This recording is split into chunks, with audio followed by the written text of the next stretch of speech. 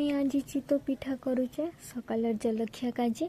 चितो पिठा करवा काजे मुई गोटे कप अलुआ चाउल के भिजे दीजे पानी ती। गोटे कप अलुआ चाउल भिजालाटा के मुई ग्राइंडर करबी। ग्राइंडर हो सारला के मुई चामच गोटे ती गुले देली। मुफुली मंजी के हिटे कर रखीदेली तारी ग्राइंडर एवं करदेली। मुफुली मंजी ग्राइंडर करथिलाटा के इते मुई पकेदेली चामच गुले देली। गोटे माटी पात्र रे मुई एंता लगेदेली। एंता मुई ढाबी करी 2 मिनिट रखीदेली। 2 मिनिट मोर ही गला पर माटी पात्र ती थिला पिठा के काढ़ी देली।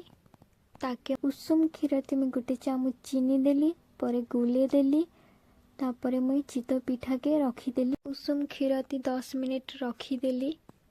लग मोर चितो पिठा रेडी ही गला। यदि आपण मान के मोर वीडियोटा भल लागला बिले देखबे।